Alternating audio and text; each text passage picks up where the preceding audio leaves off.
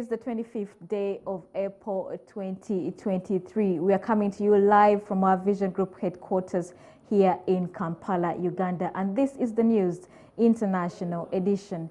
I'm Emma Akwero. We start off from Sudan, where sporadic gunfire rang out in parts of the capital, Khartoum, Tuesday, despite a U.S. brokered agreement between the warring generals to cease fire for 72 hours to pave way for talks on a more lasting truce. 10 days of heavy fighting, including airstrikes and artillery barrages, have killed hundreds of people, many of whom civilians, and left some neighborhoods of Greater Khartoum in ruins.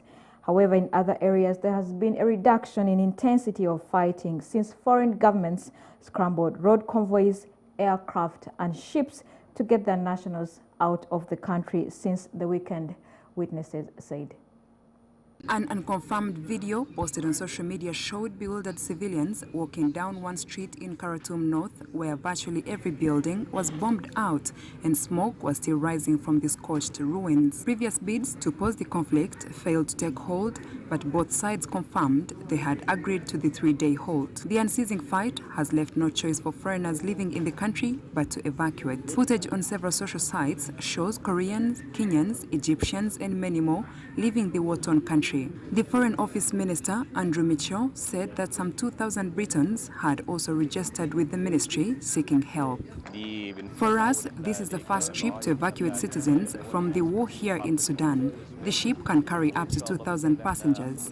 This will be the largest carrier that exists in Sudan, which is heading to Jeddah on a Saudi ship belonging to the Nama Shipping Company. As we can see, we have more than one nationality here. There are around 15 to 16 nationalities. Thank God, and by God's will, we can serve them as best as we can and take them safely to Jeddah. This will be the first trip, and 2 or 3 more will follow. The Sudanese Armed Forces and the Paramilitary Rapid Support Forces agreed to the ceasefire following intense negotiations, U.S. Secretary of State Antony Blinken said in a statement shortly before the truce took effect at midnight Monday. Abdel Khalik Mohammed Abdallah El Shamiri is thrilled to have gotten away unscathed. I was one of the people in Khartoum in the middle of the confrontations. Thank God we got out of these confrontations safely under God's protection and for those who offered us this kind of help. We moved to Port Sudan and now we are on the ship to arrive safely in Jeddah ports. In a statement on Facebook, the army said it would abide by the ceasefire on condition its rivals did so. The RSF accused the regular army of breaking the ceasefire by keeping its aircraft, which have carried out devastating strikes over the past 10 days in the skies over Khartoum. At least 427 people have been killed and more than 3,700 wounded, according to UN agencies. More than 4,000 people have fled the country in foreign organized evacuations that began on Saturday. UN Chief Antonio Guterres on Monday warned that Sudan was on the edge of the abyss and that the violence could engulf the whole region and beyond. The fighting has pitted forces loyal to Army Chief Abdel Fattah al-Burhan against those of his former deputy, Mohamed Hamdan Daglo, who commands the RSF. The capital, a city of 5 million, has endured more than a week of unspeakable destruction, Norway's ambassador, Endre Steinsen, wrote on Twitter after his evacuation. A UN convoy carrying 700 people on Monday completed an Order's 850-kilometer road trip to Port Sudan on the Red Sea coast from the capital. Experts have long drawn links between the RSF and the Russian mercenary group Wagner. Blinken earlier on Monday voiced deep concern that Wagner risked aggravating the war in Sudan.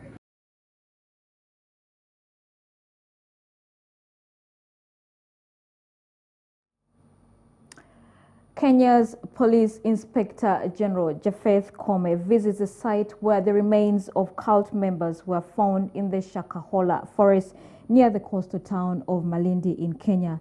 The death toll has now climbed to 73 as the investigation continues. We strongly condemn any form of religious organization that promotes extremist beliefs and operates outside the confines of the law, says Kome. The leader of the cult, Paul Mackenzie Nthenge, allegedly preached that starvation brought salvation. The death toll in a case involving a Kenyan cult that practiced starvation climbed to 73 on Monday, police sources told AFP, as investigators unearthed more corpses from mass graves in a forest near the coast. Well, by yesterday, 47 people had been confirmed dead. However, today, again, additional 11. Therefore, that makes a number of 58 people confirmed dead. And this is out of bodies exhumed and those who died on the way to the hospital. A major search is underway near the coastal town of Malindi, where dozens of bodies were exhumed over the weekend, sending shockwaves through the country as President William Ruto vowed to crack down on unacceptable religious movements. It is believed some of the church's devotees could still be hiding in the bush around Shakahola, which was raided by police earlier this month after a tip-off from a local non-profit group. A team of experts from the National Police Service, including forensic investigators, homicide detectives, other police officers, as well as government pathologists, are here with us, conducting investigations, carrying out exhumations, and also rescuing those who are still within this expansive land and could be alive. A full-scale investigation has been launched into the Good News International Church and its leader, named in court documents as Paul Mackenzie Nthenge, who preached that death by starvation delivered followers to God. Since then, a number of people have been rescued and dozens of bodies unearthed in mass graves dug in shallow pits. Nordin Haji, Director of Public Prosecutions, says the existing penal code law may not directly help, but more can be done.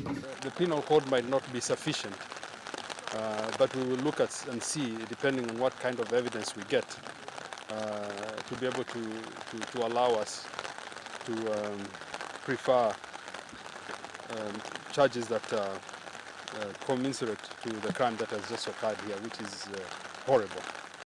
The individuals in there, and I want to urge the judiciary to support us in this, because the individual the other time when we went to court was given only a 10,000 bail and came back here and continued doing what he was doing. This is completely unacceptable.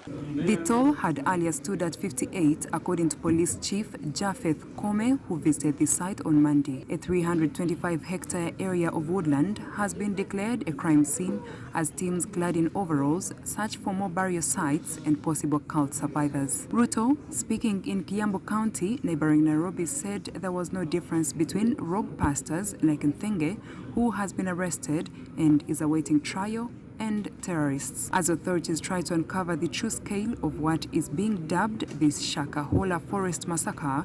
Questions have emerged about how the cult was able to operate undetected despite Nthenge attracting police attention 6 years earlier. Nthenge was arrested in 2017 on charges of radicalization after urging families not to send their children to school, saying that the Bible did not recognize education. He was arrested again last month, according to local media, after 2 children starved to death in the custody of their parents. He was released on bail of 100,000 Kenyan shillings or $700 before surrendering to police following the Shakahola raid.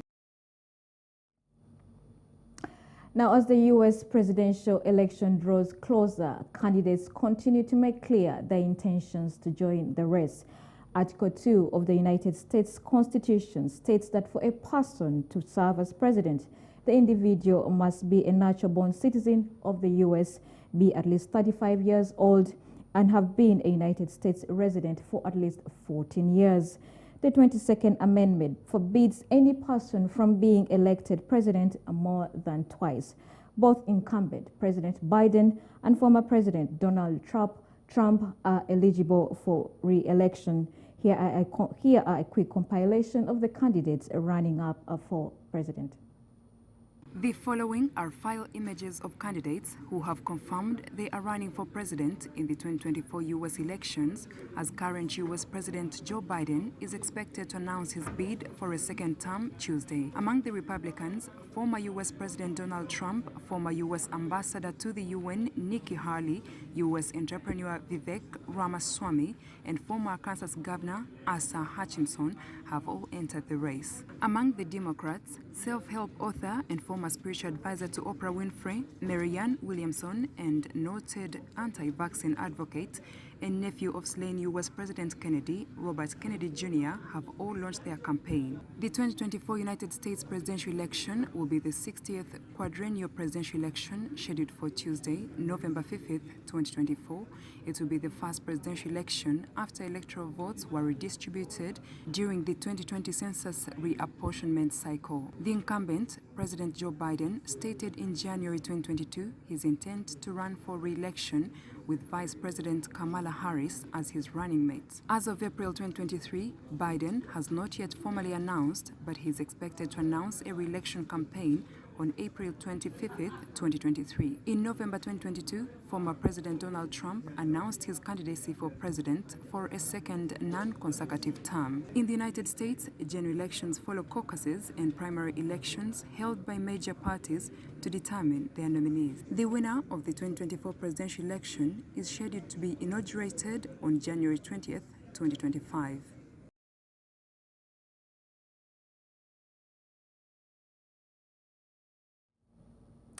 Staying with the U.S. election, we have news coming in that President Joe Biden announces he's running for re-election in 2024, plunging at the record age of 80 into a ferocious new White House campaign to finish the job via a video posted on his social media accounts.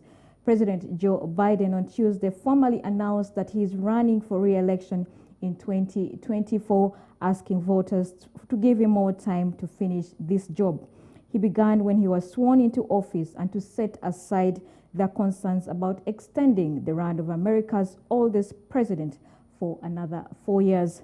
Biden, who would be 86 at the end of the second term, is betting his first-term legislative achievements and more than 50 years of experience in Washington will count for more than concerns over his age. He faces a smooth path to winning his party's nomination with no serious Democratic rivals, but he's still set for a hard-fought struggle to retain the presidency in a bitterly divided nation.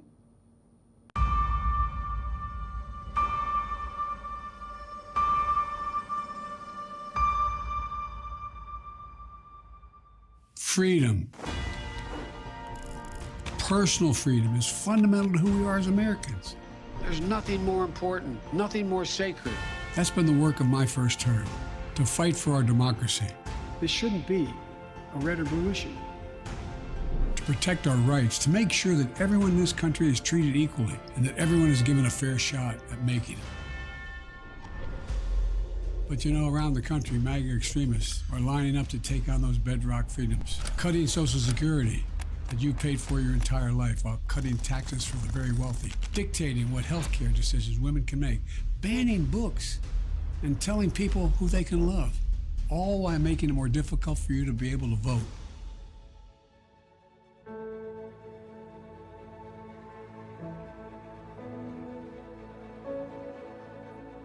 When I ran for president 4 years ago, I said we're in a battle for the soul of America, and we still are. The question we're facing is whether in the years ahead we have more freedom or less freedom, more rights or fewer. I know what I want the answer to be, and I think you do too. This is not a time to be complacent. That's why I'm running for re-election. Because I know America. I know we're good and decent people. I know we're still a country that believes in honesty and respect and treating each other with dignity. That we're a nation where we give hate no safe harbor. We believe that everyone is equal, that everyone should be given a fair shot to succeed in this country. Thank you for choosing us.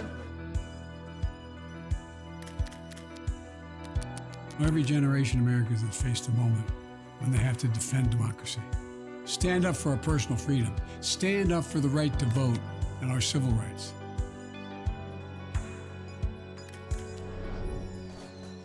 And this is our moment.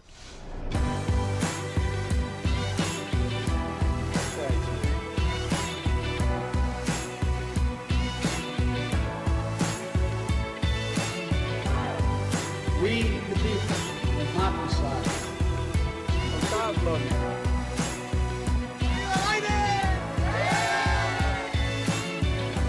So if you're with me, go to joebiden.com and sign up.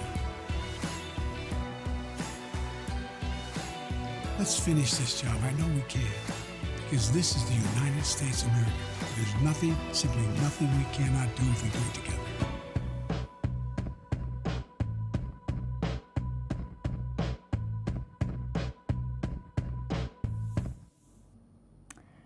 Now, in a neighborhood of Bakhmut, still holding out from the relentless Russian advance, a group of Ukrainian soldiers scrambled to rush a comrade bleeding out of his back to their underground shelter, where paramedics hooked the ever-growing number of wounded up to intravenous drips, pouring over their injuries in the basement gloom.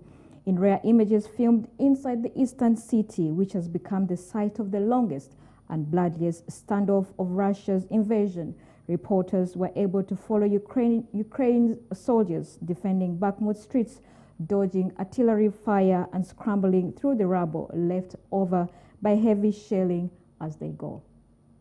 Soldiers and military engineers gathered in a leafy courtyard several kilometers west of Bakhmut say the ferocious battle for the city is becoming precarious. Philosopher, the deputy commander of the 2nd Rifle Battalion of the 93rd Brigade, says the situation is tense now. Ситуація зараз напружена. Це що зараз. The situation is tense now. The enemy is conducting offensive operations along the entire front line, mainly in the city.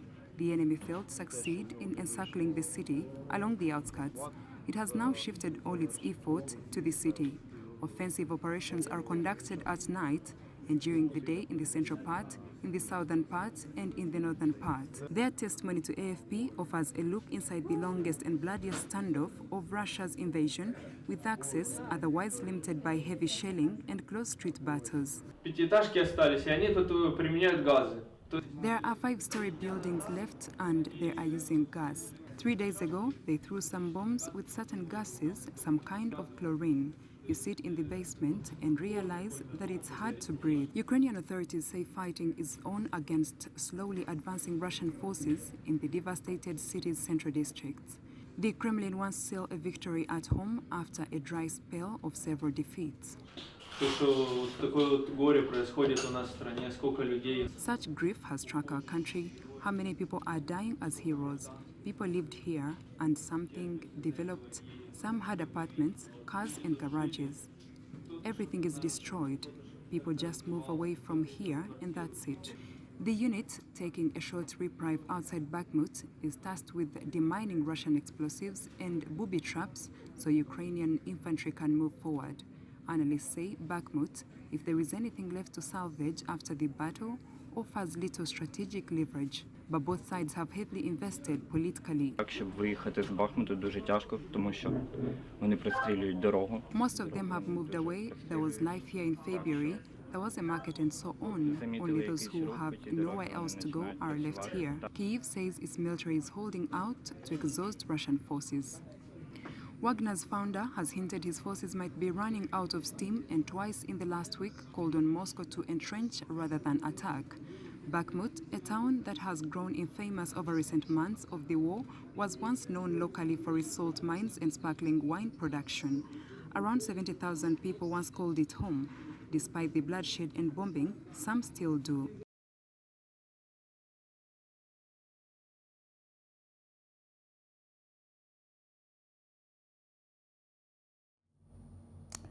India, which is said to overtake China as the world's most populous country, could see the size of its population stabilize around the year 2064, says Sarah Hartog, Senior Population Affairs Officer in the Population Division at the UN Department of Economic and Social Affairs during a news briefing. India faces huge challenges providing electricity food and housing for its growing population, with many of its massive cities already struggling with water shortages, air and water pollution, and packed slums. Surpassing China shines a spotlight on the challenge facing Prime Minister Narendra Modi to provide jobs for the millions of young people entering the job market every year. India will overtake China as the world's most populous country in the coming week, hitting almost 1.43 billion people, the United Nations said Monday. By the end of this month, India's population is expected to reach 1,425,775,850 people, matching and then surpassing the population of mainland China, the UN Department of Economic and Social Affairs said. The driver of these trends is the fertility level in the two populations. In 2022, China had one of the world's lowest fertility rates, which was 1.2 births per woman on average over a lifetime. India's current fertility rate, which is at 2.0 births per woman, is just below the replacement threshold of 2.1, which is the level required for population stabilization in the long run in the absence of migration. Last week, the UN's annual State of World Population report had said the milestone would come by mid-year 2023. India is topping China due to both rapid growth in its own population and a decline in China's after hitting 1.426 billion last year. Between 2023 and 2050, the number of persons aged 65 or over is expected to nearly double in China and to more than double in India. These trends call attention to the challenges of providing social support and protection to growing numbers of older persons. Regarded as the world's most heavily populated country since the fall of the Roman Empire in the 15th century CE, China is expected to decline steadily to around 1 billion people by the end of this century, according to UN projections. The China data does not include Taiwan, Hong Kong, or Macau. Meanwhile, India's population is virtually certain to continue to grow in the coming decades. However, it could stabilize around 2064, according to the United Nations. The projection indicates that India's population could stop growing around 2064 and stabilize thereafter. But there is some uncertainty around that projection. The median UN projection sees India hitting 1.5 billion by mid-century, though officials stressed it could be much lower or higher. China's fall is heavily tied to decades of maintaining a strict one-child policy for married couples, which ended in 2016. In addition, its slower growth is attributed to the rising cost of living and the growing number of Chinese women going into the workforce and seeking higher education. Last year, China's fertility rate fell to one of the lower levels in the world at 1.2 births per woman. For India, which has taken much longer than China to get population growth under control, the fertility rate was 2.0 births per woman, just below the 2.1 replacement level.